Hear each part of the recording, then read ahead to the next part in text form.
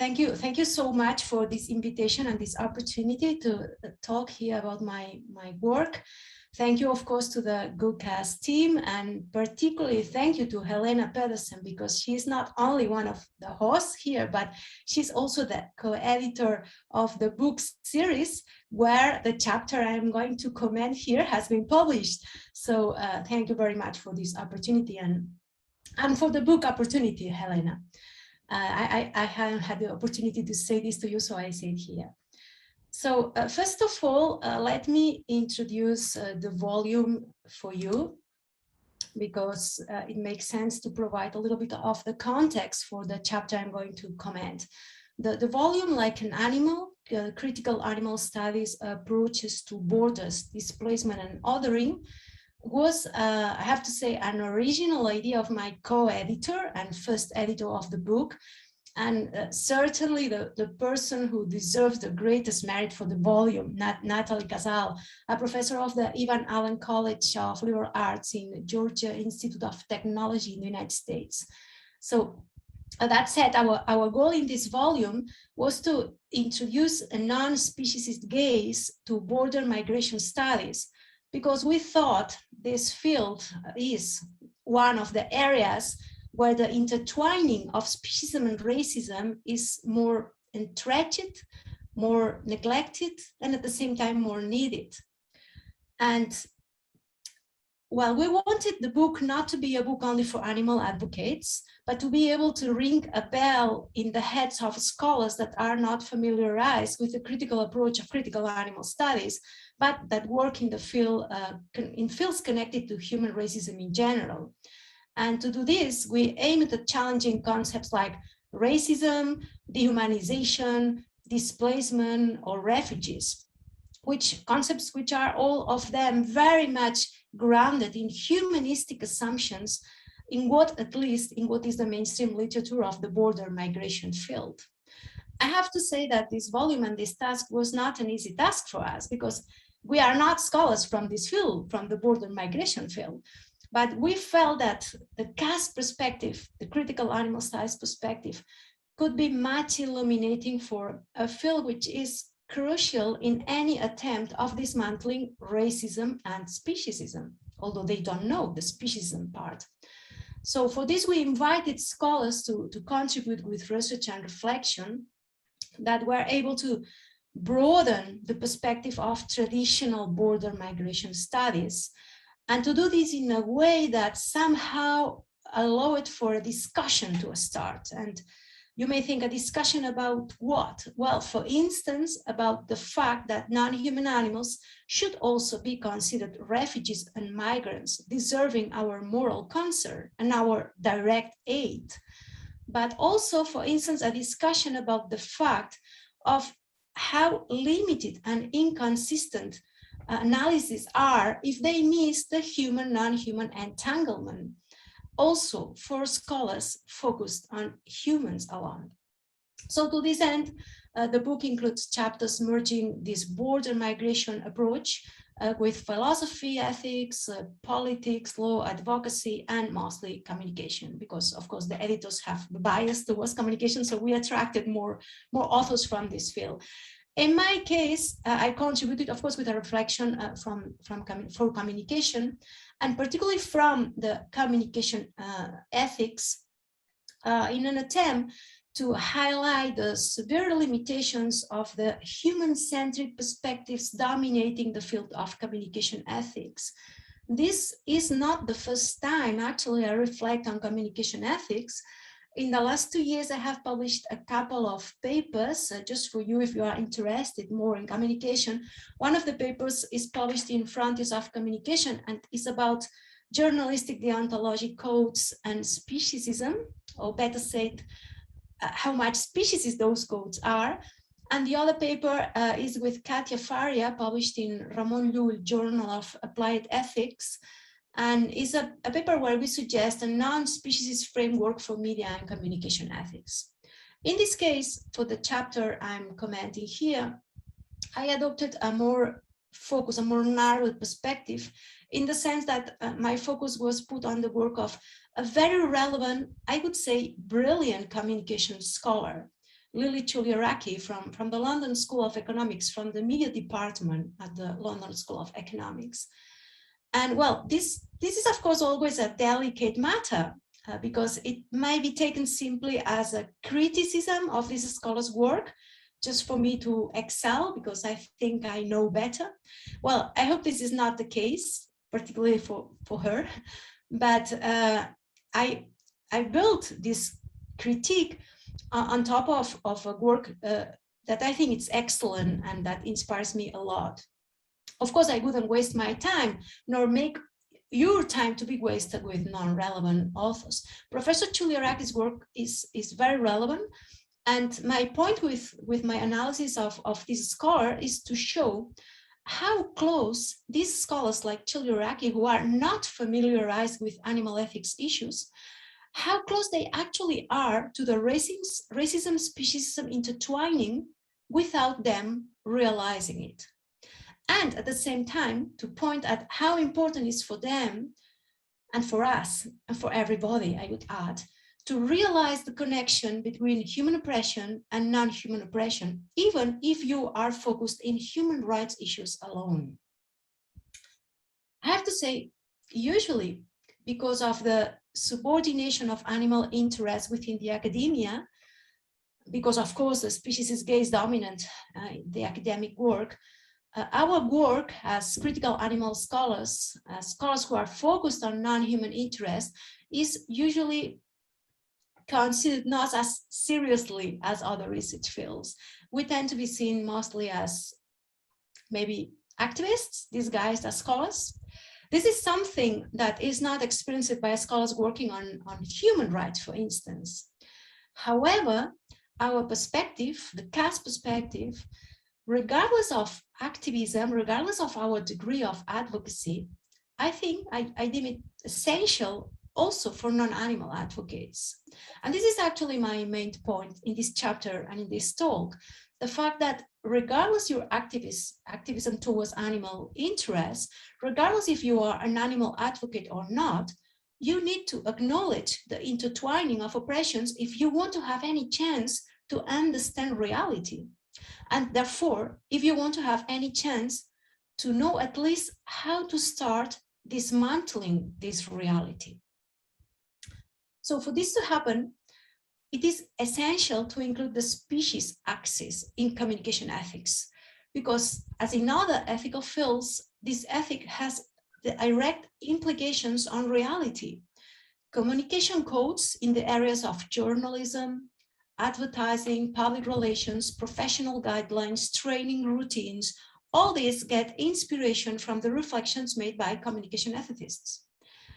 It is true, of course, that media and communication outlets and TV channels and journalists in general, many occasions they don't have a true commitment with the ontological codes. But it's also true that those codes are there and are somehow inspired by and shaped by the reflection of communication ethicists.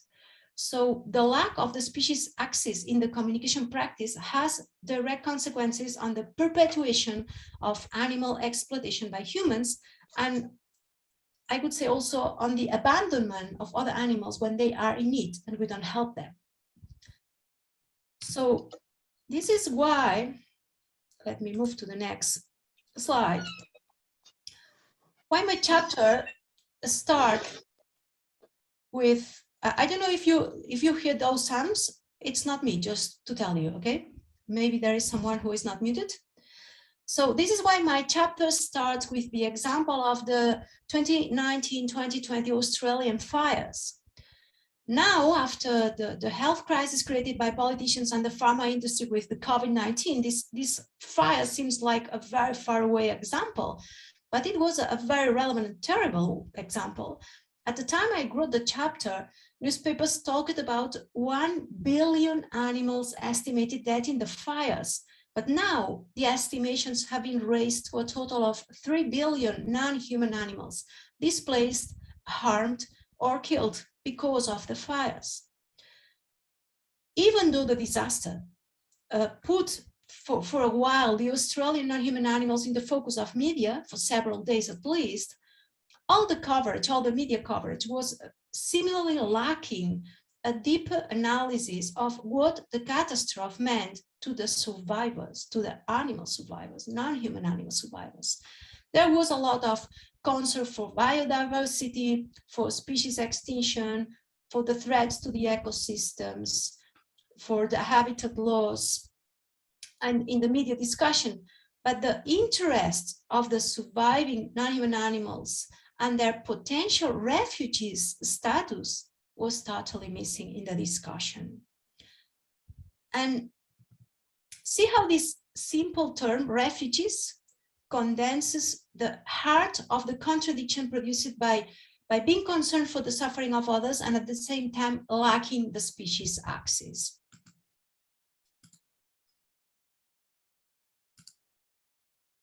The term refugee typically refers to migrants needing humanitarian assistance. Whatever the legal definition of what makes you a refugee, sorry, if you need to be granted asylum or not, the core of the term points at the fact that you need humanitarian assistance. If you search for humanitarian in Google Images, as the example you have now in the slide, you will get dozens of images of refugees in need of help. For us, for critical animal scholars, it is clear that the humanitarian concept has been very narrowly understood throughout the history of humanity. I would say more than that, it has been much inconsistently understood. This is so because this adjective defines, the humanitarian adjective defines the action of the doer, not the quality of the receiver of the action.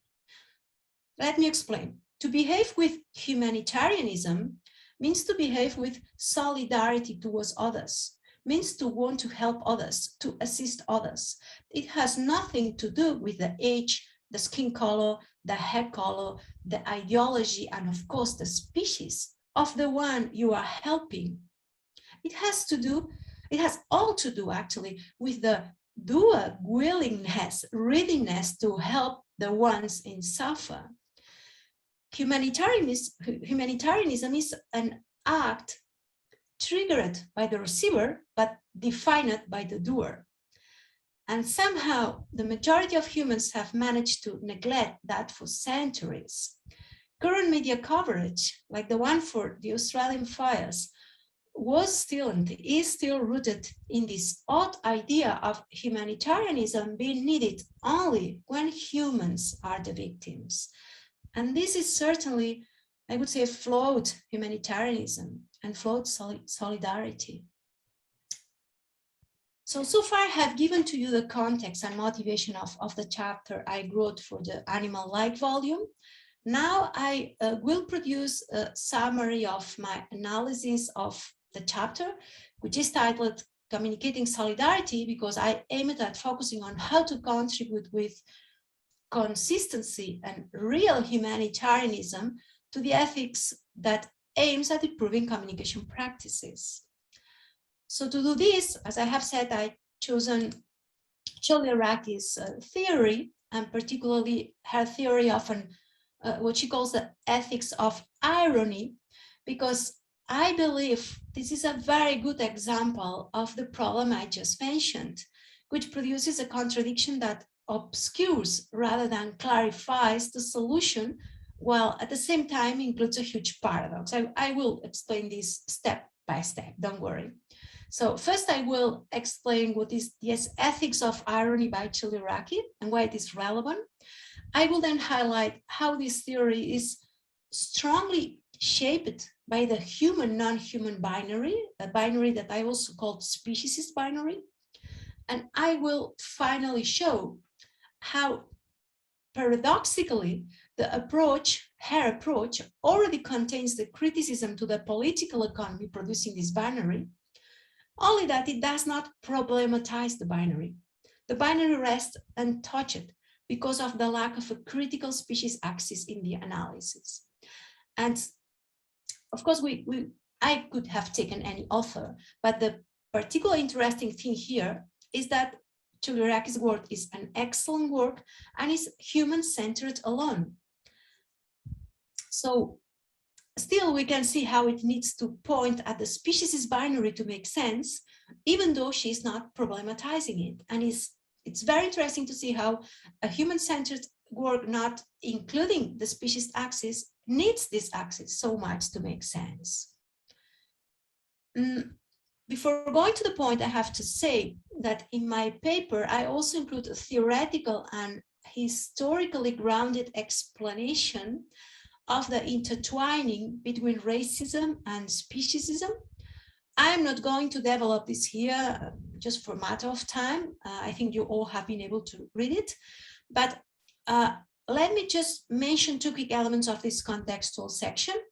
First, the fact that to elaborate on the creation of the dualistic mind, this mind which produces the species binary, you may have noticed, I was using in the paper a non-animal ethicist nor critical animal studies scholar.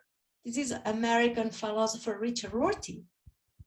And well, just to comment you that it always surprised me how fruitful it is to live with a non-species stance, because you can take authors' works much farther than they likely ever expected. And I think it's the case for Rorty. Second, regarding this historical context, just to point out something that I always find it so important, how history shows once and again that dualism, the species binary, is a human invention to justify and protect privileges. This is why it's so useful to look at the political economy of social structures, something so often missed in liberal philosophy or animal ethics in general, but something essential to understand how things work and therefore how things can be dismantled. The fact is that the historical animalizing of some humans has been a social construction to protect privileges, has been a posteriori elaboration. It's not a priori state of the human mind. Humans are not born racist or speciesist. Humans are made racist and speciesist and sexist and classist and etc. by society. So, well, just these 2 points for the context. And let me start with Chouliaraky's ethics of irony. Lillie Chouliaraky's work is not single-focused. She has been studying all the things within this ethics of communication area, but her analysis of the ethics of the representation of distant human suffering outstands, is particularly sophisticated and critical. And note that they say those scholars, they talk about distant suffering alone. I have added in my paper, and here when I talk about it, I have added the human distant suffering to clarify, because in spite of the label, they use distant suffering alone, they only are focused on humans. But by distant suffering, what we mean in general, scholars talking about distant suffering or the representation of distant suffering, we refer to the suffering created by distant causes, such as, for example, poverty, natural accidents, conflicts of all sorts, and of course, wars, exploitation, abuse, forced migration, all those type of causes which are reported by media or mediated by NGOs and other organizations. And in this area of the mediation of human distant suffering, Chouliaraky has in particular studied 2 areas. On one hand, she has studied the moral effects of news television coverage, which includes how spectators in the West relate with distant sufferers on the television screen. And she has also addressed, on the other hand, the moral effects produced by the communication of humanitarian organizations and the use of celebrities. Very interesting. In one of her books, titled The Ironic Spectator, she unveils how media and communication have turned distant human suffering into a spectacle, and the Western audience into ironic spectators of vulnerable others. I think this is brilliantly put it. By ironic spectators, she refers to the apolitical, cynical stance adopted by the audience. This stance is actually also anti-political, since spectators no longer aspire to reflexively engage in changing the political conditions that make distant sufferers vulnerable. That is, they no longer aspire to change power structures. They don't have any aim to change power structures. And Chouliaraky explains that this is simply reflecting how neoliberalism shapes the contemporary articulation of humanitarianism. Indeed, she's saying this is because of neoliberalism. With neoliberalism, humanitarianism has become commoditized. The morality of this new neoliberal solidarity is a morality of, she says, point and click activism, a morality of make you feeling good. That is, once you have done something for other suffering, just devoting a few minutes of your time in front of the TV or internet, you are done. You can forget and continue with your life, neglecting all the many ways in which your life may contribute to this suffering. Chouliaraky understandably calls this an insincere moral stance. I think it's a pretty good label, an insincere moral stance. In her work, what she does is dissecting this shift toward what she calls the narcissistic and corporate discourses of solidarity that are currently the main trait of news media and public relations. And in doing so, two major paradoxes are identified by her, both of which, and here our point, both of which are intrinsically dependent of the human-nonhuman binary to be understood, even though she doesn't make this binary explicit.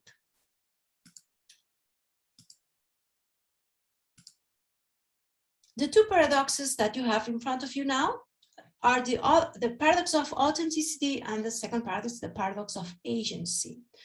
The paradox of authenticity refers to the fact that the spectacle of suffering, as reproduced by the media and consumed by the audiences, invites such a weak moral response that it may undermine rather than strengthen moral commitment in society.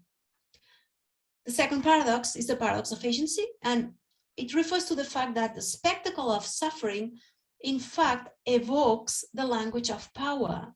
The spectacle of suffering that is represented by the media is represented using the language of power. Media narrative of distant human suffering thus tend to reproduce existing global divides rather than establishing bonds of solidarity or breaking or dismantling the divides. Needless to say, both paradoxes cannot be more accurate and sharper as a critique of how current media and communication work. But let's look at them in more detail to check how they depend on the human-nonhuman binary. In the first case, the paradox of authenticity, the author defines this paradox by the ambivalence of, quote, humanizing and desensitizing. Chouliaraky reminds us that the communicative act can be both a source of moral education and a source of moral corruption. That's absolutely true.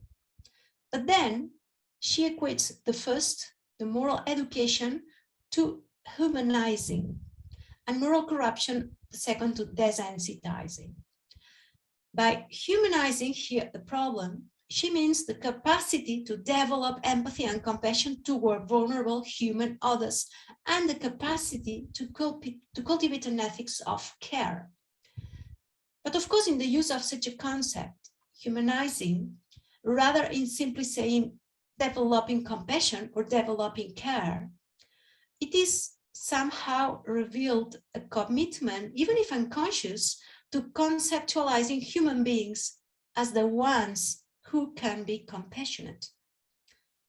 Of course, we know this is not true. Humans are not the sole species in showing compassion on Earth.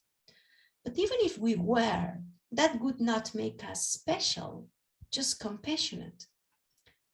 And as I say in my paper, privileging humanizing traits presupposes a hierarchy that creates, that produces, that allows for the space of dehumanization. Humanizing as a trait involves the possibility of dehumanization, something, this dehumanization, which implies a negative status, a lesser status, a less than human status, which has traditionally been equated to be like animals. Throughout the history of humankind, all dehumanization acts have been, in fact, animalization acts. So we can see how in this first paradox, there is a construction built on the human-nonhuman binary, even if not explicitly acknowledged, a construction that weakens the sharp insight included in the paradox. The paradox perfectly works without the human hierarchization, just because, yes, the weak moral response induced by the media invokes a weak development of compassion. That's true, that's very much true. There is no need for a species idealization in the argument. The humanizing rhetoric only adds to the perpetuation of the separation of humans from other animals and fit somehow imagined hierarchies, which doesn't help at all the main argument by Chouliaraky, in fact, to unveil that media is not promoting but neutralizing compassion, which is a very relevant point, which is a very relevant argument. There is no need of weakening the argument with human idealizations. That for the first paradox. In the case of the second paradox, the paradox of agency, things get more interesting because while this paradox proposes the same hierarchy, the anthropocentric hierarchy, it simultaneously rejects the consequences of the perpetuation of this hierarchy. The second paradox includes the notion of dehumanization as central to the critique of solidarity as a mechanism of power. However, at no point there is a deconstruction by the author of what dehumanization really means. It lacks a problematizing any sort of problematizing of the human-non-human binary sustaining the notion. Nevertheless, and interestingly, the author Chouliaraky clearly alerts us about the potential fallacy of human rights, which can be seen as human rights can be seen as a legitimation of the systemic asymmetry between humans, between the West and the global South. And this is very interesting, but in doing so, Chouliaraky is not addressing the central point, which is dehumanization.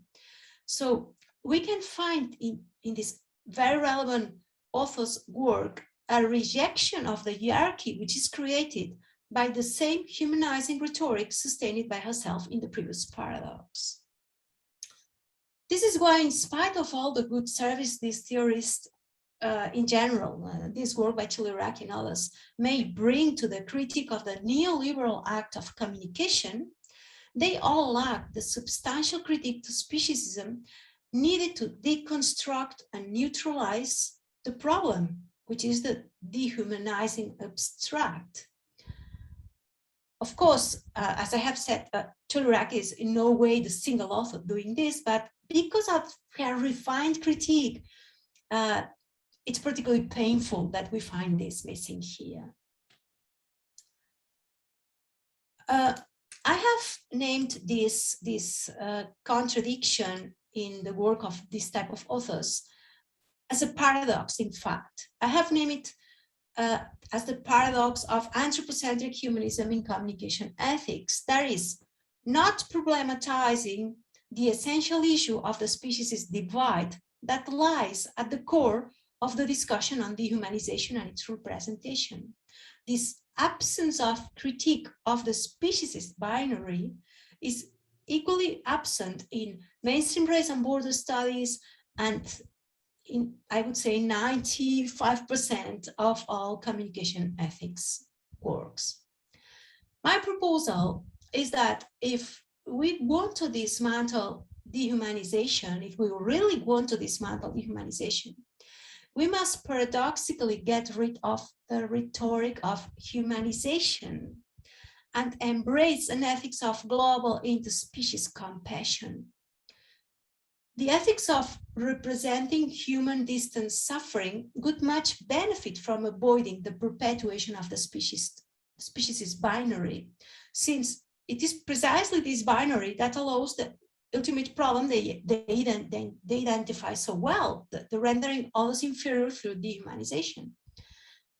And unfortunately, of course, I cannot provide here a way on how to do this. I have not done this in my chapter, neither of course, for reason of lack of space, and also it's a difficult task. However, it's common sense to think that we need more altruism, more altruistic empathy and compassion, and less irrational devotion to our species.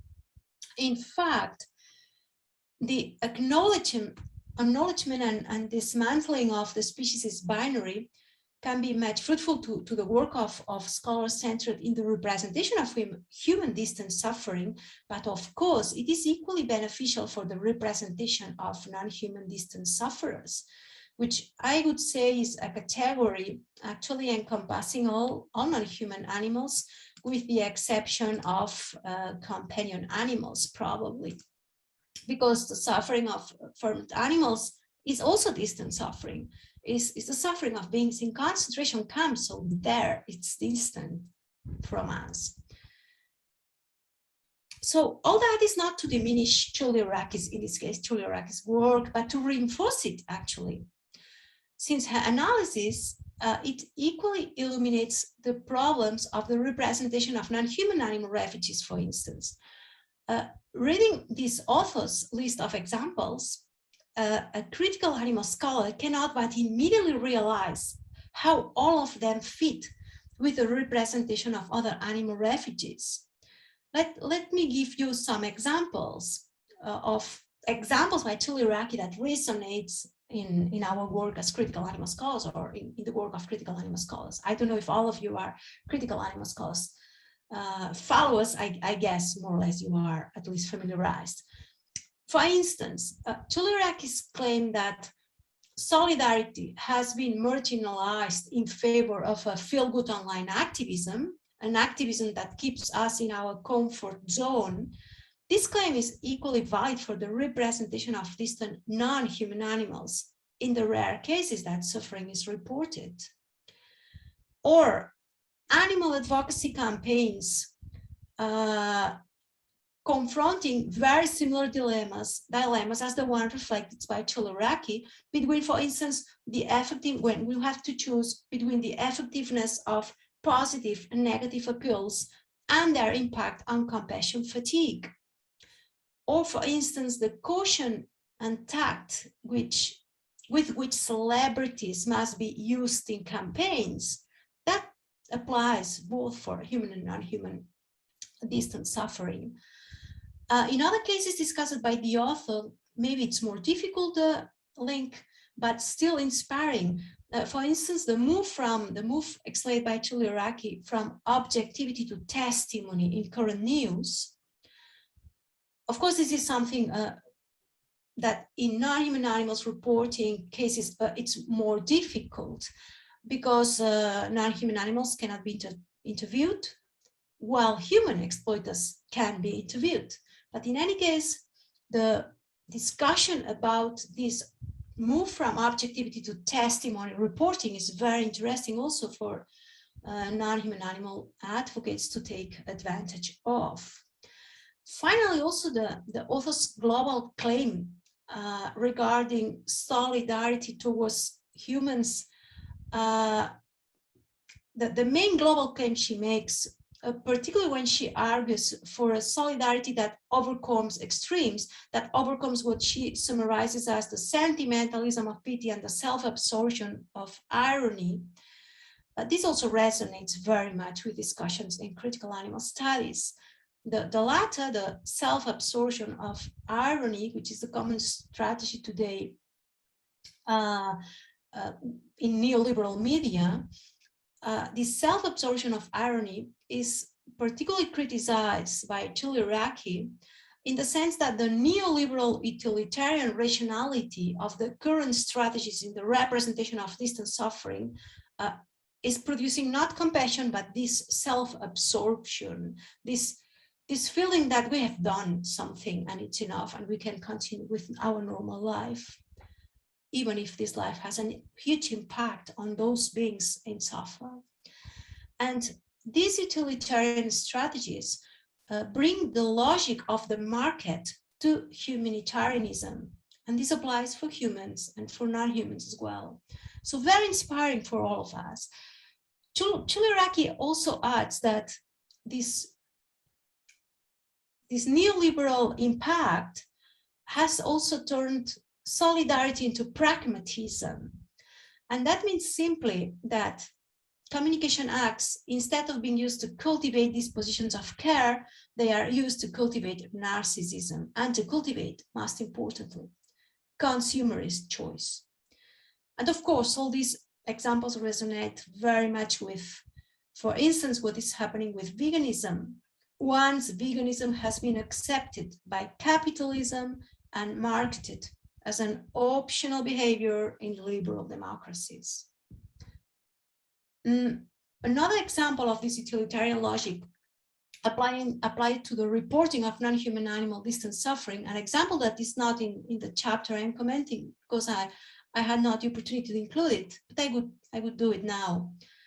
An example of this utilitarian logic ruling most choices and decisions in society is, for instance, this major acceptance without room for the slightest dissenting of COVID-19 vaccines in society. The rationale here is the common utilitarian argument of the major good for a greater number of beings.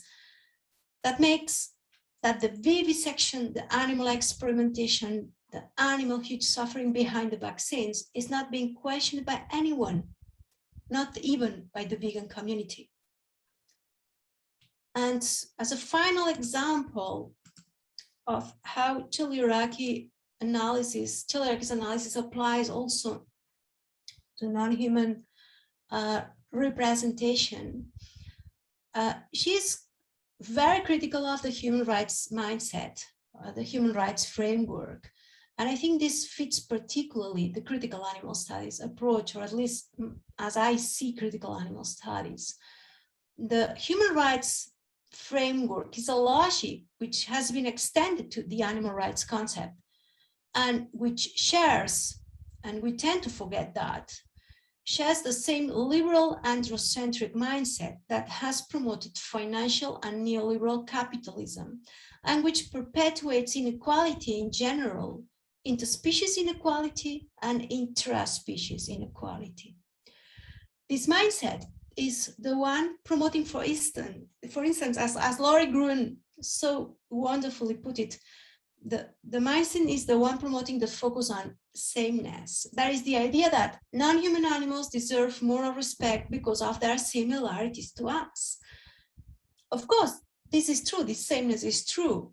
But as Gruen says, focusing solely on the sameness obscures the unique capacities that other animals possess and might be of value in themselves. So, and this brings me to my conclusion,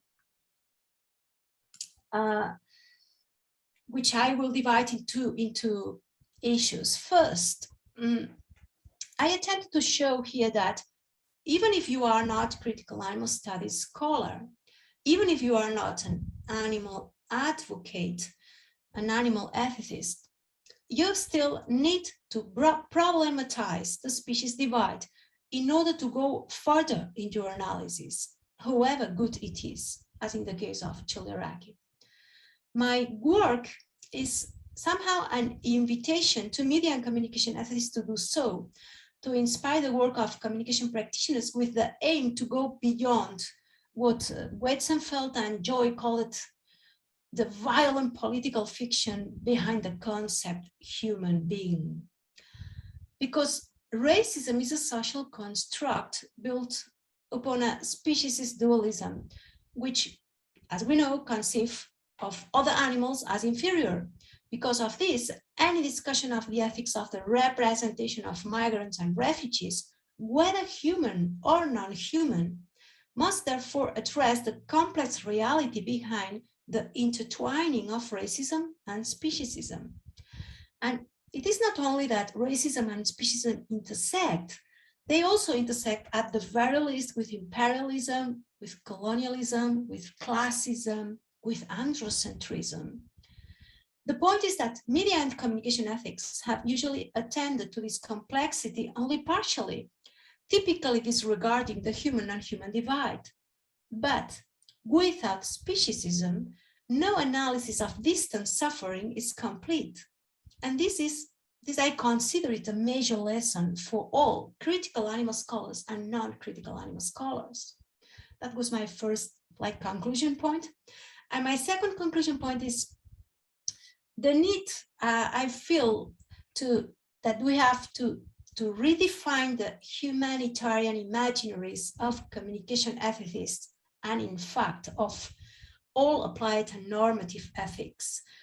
Progressive scholars not familiarized with the species binary must be challenged with the incontrovertible fact that such human-based imaginaries perpetuate instead of demolish the neoliberal mindset they so strongly criticize.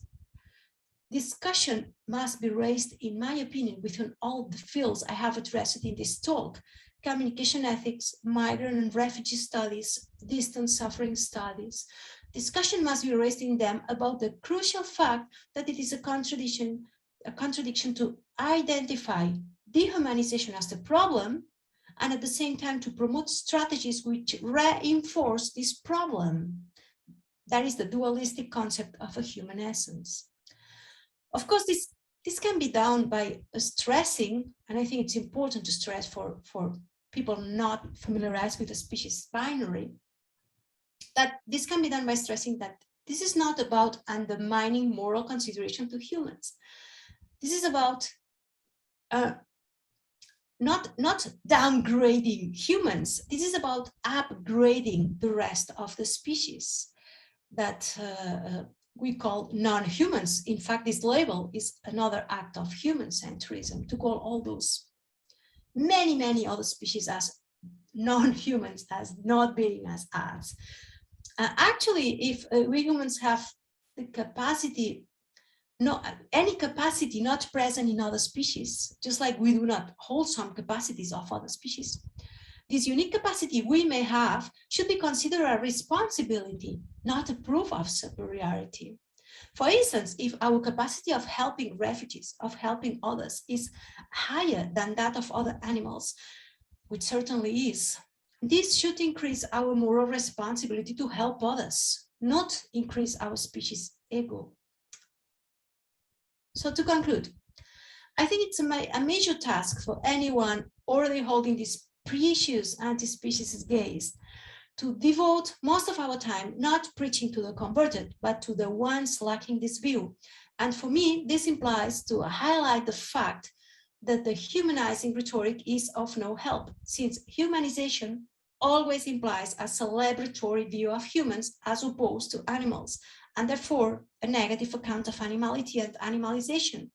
And this is counterproductive to all humans and non-humans. I am convinced that there is a large number of scholars and of activists not familiarized with the critique of the human-animal binary, but that can be very open, very sensitive to the idea of replacing the human essence rhetoric by a rhetoric based upon sentience and compassion alone. And to finish, I just leave you with this quote by a wonderful Afro-American author, former prisoner of an American prison, and the longer time, the prisoner who has been longer time in solitary confinement in the US, over 4 decades in solitary confinement, which offers a good example of the urgency of addressing the racist species intertwining with this quotation, which is of course not unique. We may find it elsewhere in many other authors and cases, but like summarizes my point. He says, I thought of the most violent and depraved prisoners I encountered at Angola. Angola was the prison where he was. And in New York, in the other prison he was. I couldn't bring myself to hate them. Uneducated, they were surrounded by racism and corruption in prison, threatened by and often the victims of violence and beatings because of their race, forced to live in filth, worked to death, and barely fed, treated like animals. They became subhuman, they became animals. Thank you so much.